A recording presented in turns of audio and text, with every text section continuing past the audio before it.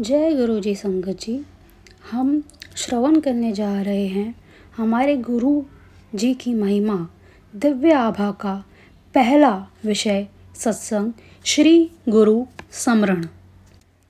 अनंत काल से हमारी मातृभूमि पर उन महापुरुषों की कृपा रही है जो इस पवित्र भूमि के कर्णधार हैं।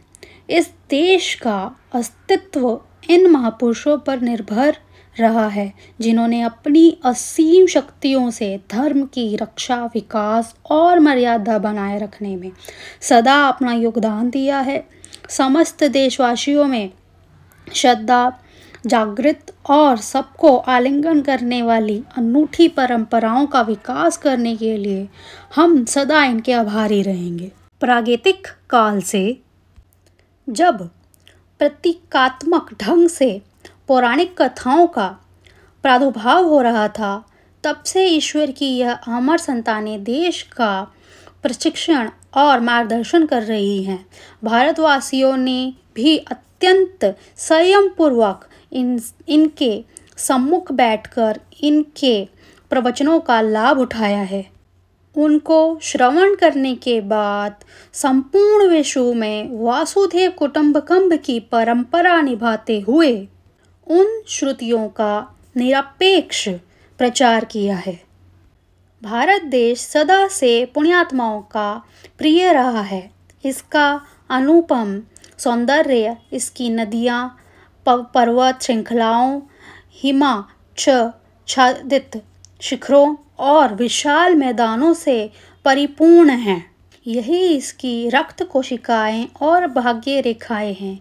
देवी देवताओं ने भी आवश्यकता अनुसार इसी पृथ्वी पर अवतरित होकर मानव के आह्वान का उत्तर दिया है। हमारे युग में गुरुजी उसी परमात्मा का अलौकिक रूप थे। वह एक महापुरुष थे। उनका मुख्य उद्देश्य यहाँ के निवासियों को भौतिकता की दलदल से बाहर निकालना, सही कर्मों का मार्गदर्शन कराना, उनके दुखों को कम करना, मनुष्य को उनके वास्तविक रूप की पहचान कराना, स्नेह और प्रेम की भावना और आपसी भाईचारे का पाठ सिखाना था। वह अनुकूल वातावरण बनाकर मानव धर्म की पुनर्स्थापना करने के लिए आए थे। गुरुजी का कथन था कि वह परम दिव्य ज्योति का अंश हैं। उनके लिए शरीर और व्यक्तित्व का कोई अर्थ नहीं था। इस स्थूल शरीर की आवश्यकता मात्र भौतिक अस्तित्व के लिए है। वह तो खिले हुए पुष्प समान थे और सब भक्त उनसे दिव्य मधु प्राप्त करने के लिए मधुमक्खियों सदृश भिन्न भिन्नाते रहते थे। उनकी ओर आकर्षित होकर सब उनमें लीन हो जाते थे। उन्होंने सबको उसी प्रेम, त्याग और ज्ञान का पाठ दिया जो इस भारत की आधारशिलाएं हैं। गुरुजी जैसे महापुरुष के लिए शब्द सदा अपर्याप्त रहेंगे, क्योंकि शब्दों से अनंत का वर्णन करना संभव है। मार्ग की दिशा से अवगत कराने वाले चिन्ह स्वयं मार्ग न होकर केवल पथिक का मार्गदर्शन करते हैं। उनका प्रयोग तो उन उपकरणों के समान है जिनका उपयोग कर उन्हें त्याग दिया जाता है। हम सब उनको केवल उस सर्वनाम से जानते थे जिसका संभवतः इस धर्म प्रधान देश में सर्वाधिक उपयोग होता है। गुरुजी, यह शब्द अत्यंत गूढ़ अर्थ और शक्ति से परिपूर्ण है। यदि कोई भक्त कभी निडर होकर उनका नाम पूछ भी लेता था तो उनका उत्तर यही होता था कि उन जैसे महापुरुषों के कोई नाम नहीं होते।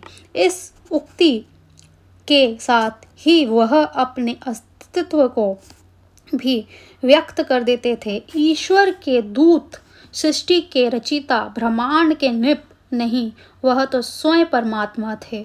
गुरु परमात्मा से अलग किसी को भी नहीं जानता। वास्तव में गुरु की ईश्वर से पृथक कोई पहचान हो ही नहीं सकती।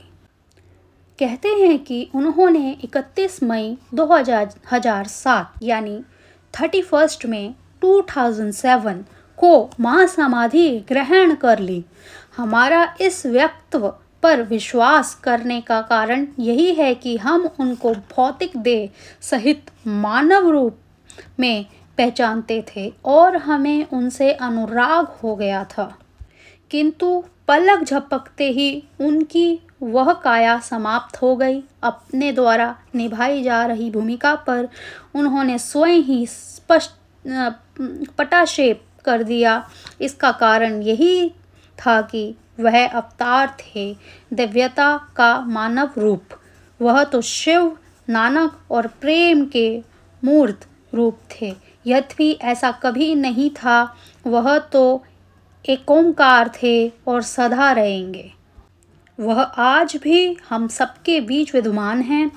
वह सदा हमारे पिता परमेश्वर रहे हैं और हमें उनकी बातें सुननी पड़ेंगी। भारत ने तो सदा महापुरुषों की बातें गंभीरता से सुनी हैं। ऐसा कहा जाता है और यह सत्य भी प्रतीत होता है कि गुरु को सुनने मात्र से अभिज्ञान प्राप्ति हो जाती है। आप सबसे विनम्र निवेदन है कि इस पुस्तक के सत्संगों को ध्यान से पढ़िए और समझने का प्रयास कीजिए कि गुरु जी की क्या अभिलाषा रही है।